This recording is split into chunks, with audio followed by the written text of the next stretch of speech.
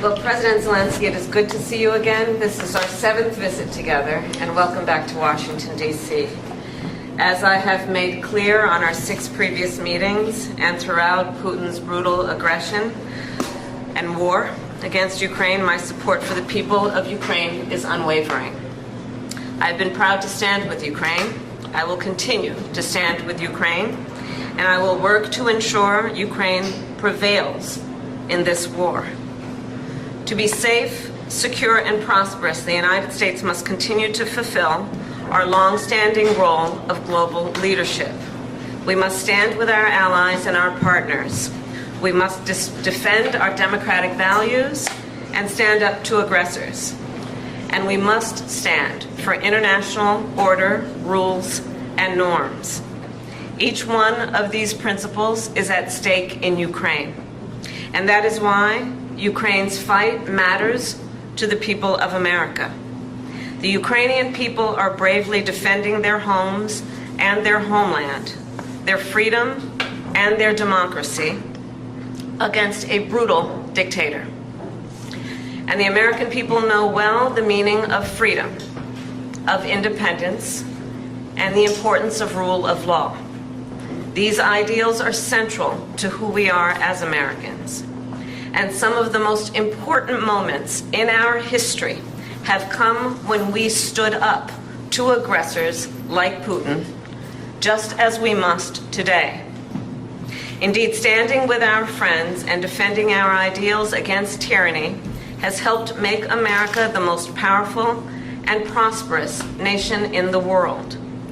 Putin's aggression is not only an attack on the people of Ukraine, it is also an attack on fundamental principles such as sovereignty and territorial integrity. International rules and norms are not some abstract notion. They provide order and stability in our world. They support American security and American prosperity. And when they are threatened anywhere, they are threatened everywhere. History has shown us, if we allow aggressors like Putin to take land with impunity, they keep going. And Putin could set his sights on Poland, the Baltic states, and other NATO allies. We also know that other would-be aggressors around the world are watching to see what happens in Ukraine. If Putin is allowed to win, they will become emboldened. And history reminds us, and history is so clear in reminding us, the United States cannot and should not isolate ourselves from the rest of the world. Isolation is not insulation. So then, the United States supports Ukraine not out of charity, but because it is in our strategic interest. We will continue to provide the security assistance Ukraine needs to succeed on the battlefield, as demonstrated by President Biden's significant announcement earlier today. I've been proud to work alongside President Biden and the 50-nation coalition we have built up to allow Ukraine to defend itself.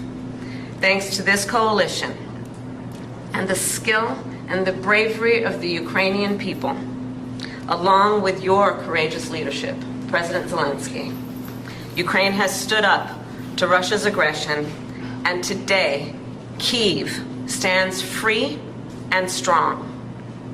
President Zelensky, I am clear. Putin started this war, and he could end it tomorrow if he simply withdrew his troops from Ukraine's sovereign territory. Of course, he has demonstrated no intention of doing that. Instead, he continues to assault civilian infrastructure and terrorize the people of Ukraine.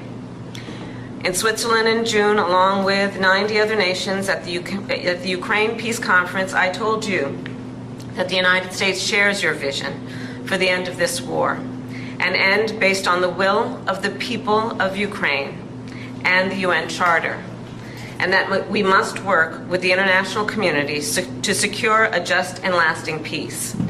And I told world leaders there, nothing about the end of this war can be decided without Ukraine. However, in candor, I share with you, Mr. President, there are some in my country who would instead force Ukraine to give up large parts of its sovereign territory, who would demand that Ukraine accept neutrality and would require Ukraine to forego security relationships with other nations. These proposals are the same of those of Putin. And let us be clear, they are not proposals for peace. Instead, they are proposals for surrender, which is dangerous and unacceptable. So, President Zelensky, I look forward to our discussion today, and I will continue to work with you to ensure Ukraine prevails in this conflict and remains a free, democratic, and independent nation. Welcome back again. Thank you so much. Madam Vice President, thanks for the invitation. Happy to see you. Dear journalists, I want to especially thank you for your participation in the Peace Summit. And really it was very important, and we remember it. The format was successful. We are preparing the second one, and now we have to end this war. We need a just peace, and we must protect our people, Ukrainian families, Ukrainian children, and everyone from Putin's civil. And we are grateful to America for supporting Ukraine all along. And we'll have an important meeting today, right after I'd talked to President Biden about the plan of victory, and I will share some details of the plan with Vice President Harris. It's crucial for us to be fully understandable and to work in a full coordination with the United States. And this morning I talked also to the congressmen, both chambers, both parties, and I'm thankful for the bipartisan support. We believe this war can be won and just peace can be closer only with the United States. Madam Vice President, this is our, you said, seventh meeting? Seventh. Yes, and not last. And the third meeting, as far as I remember, the third meeting this year. Yes. Thank you, and I want to inform you about the latest developments on the battlefield, of course, and about Ukraine's actions in the Kursk region, on what has been achieved and the ambitions ahead. Today we have a new strong support package, as you said, and we have common view on the things that need to be done. We have to keep pressure on Russia to stop the war and to make truly lasting and just peace. It's a top priority for us and for other freedom-loving nations to achieve not a freezing, but real peace for us. So we need to keep sanctions against Russia strong, and we need to use the proceeds from immobilized Russian assets to protect Ukraine, our people, our cities, our front line from Russian evil. And of course, we must work hard to bring all Russian war criminals to justice.